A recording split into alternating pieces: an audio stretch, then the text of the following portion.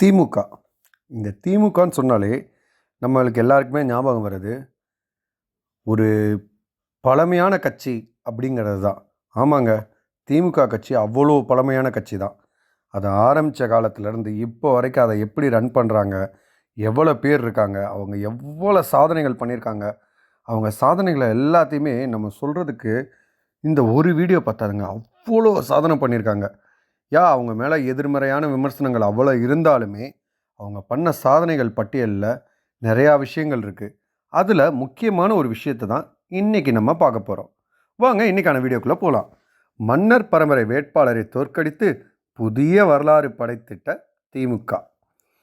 அப்படி என்னங்க மன்னர் பரம்பரையை திமுக தோற்கடிச்சது அப்படிங்கிற டவுட்டு தானே உங்களுக்கு வருது. இன்றைக்கி வீடியோவில் அதை பற்றி டீட்டெயிலாக சொல்கிறேன், கேளுங்க. இந்தியா சுதந்திரம் அடைந்த பின்னர் நடந்த முதல் தமிழ்நாடு சட்டமன்ற தேர்தல் 1952 நடைபெற்றது. அப்போது ராமநாதபுரம் சட்டமன்ற தேர்தலில் காங்கிரஸ் சார்பாக போட்டியிட்டவர் ராமநாதபுரம் மன்னர். அப்போது அவரை எதிர்த்து எந்த கட்சி வேட்பாளரும் தேர்தலில் போட்டியிடவில்லை. அதனால் அன்னபோஸ்டாக ராமநாதபுரம் மன்னரே வென்றிருந்தார். தொடர்ந்து 1952, 57, 62 என 3 முறையும் ராமநாதபுரம் மன்னரே அவரை யாரும் எதிர்த்து போட்டியிடாத அன்னபோஸ்டாகவே வெற்றி பெற்று வந்தார். அந்த 3 முறை நடந்த சட்டமன்ற தேர்தலிலும் ராமநாதபுரம் மன்னர் வேட்புமனு தாக்கல் செய்தவோடு சரி, வாக்காளர்கள் எனப்படும் போது பொதுமக்கள் எவரையும் ஒரு சம்பிரதாயம் கூட நேரில் சென்று சந்தித்ததில்லை. எவருமே அவரை சந்தித்து போட்டியிடவில்லை என்பதே வேறு விஷயம். மக்களாட்சி ஜனநாயக பொது தேர்தலில் கூட மக்களை சந்திக்கவே இல்லை. 3 முறை வென்ற மன்னர் அவர். இதே நிலையில் 1967 தமிழ்நாடு சட்டமன்ற தேர்தல் வருகிறது. அப்போது அண்ணா அவர்களிடம் கருணாநிதி நேரில் சென்று இந்த முறையாவது நமது கட்சி சார்பாக ஒருவரை தேர்தலில் நிறுத்துவோம் என்கிறார். அப்போது அண்ணாவும் சற்று தயங்குகிறார். கருணாநிதி விடவில்லை. நீயே பார்த்துக்கொள் என்று அரை மனதுடன் ஒப்புதல் தருகிறார் அண்ணா.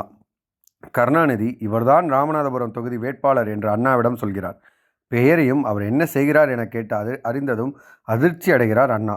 ராமநாதபுரம் மன்னரை எதிர்த்து போட்டியிடுபவர் திமுக வேட்பாளர் தங்கப்பன், அதாவது குதிரை வண்டிக்கார தங்கப்பன். ராமநாதபுரம் பஸ் ஸ்டாண்டில் குதிரை வண்டி ஓட்டுபவர். இதனை கேள்விப்பட்ட ராமநாதபுரம் மன்னருக்கே பேரதிர்ச்சி.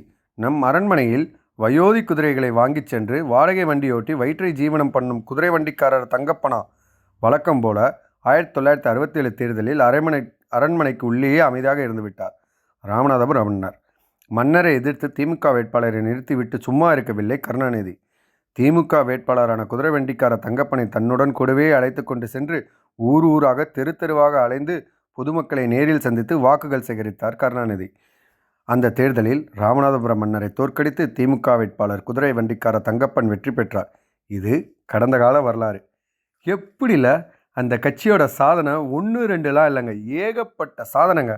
அதில் ஒரு முக்கியமான விஷயம் எவ்வளோ பிரமிப்பாக இருக்குல்ல. ஒரு குதிரை வண்டிக்கார தங்கப்பனை நிப்பாட்டி ஒரு மன்னரையே தோற்கடிச்சிருக்காரு பாருங்க கருணாநிதி. அப்போ அவரோட ராஜதந்திரம் எந்த அளவுக்கு இருக்கும். மேலும் இது போல் சுவாரஸ்யமான வீடியோக்களை தொடர்ந்து பார்க்குறதுக்கு நம்ம சினி ஜங்ஷன் சேனலை மறக்காமல் சப்ஸ்கிரைப் பண்ணிடுங்க. அண்ட் இந்த வீடியோ பிடிச்சிருந்தா உங்கள் ஃப்ரெண்ட்ஸ் அண்ட் ஃபேமிலிக்கு ஷேர் பண்ணுங்கள். இந்த வீடியோ பிடிச்சிருந்தா ஒரு லைக் கொடுத்துருங்க. அண்ட் நெக்ஸ்ட் என்ன வீடியோ வேணுங்கிறத கமெண்ட் செக்ஷனில் கமெண்ட் பண்ணுங்கள். தேங்க்யூ.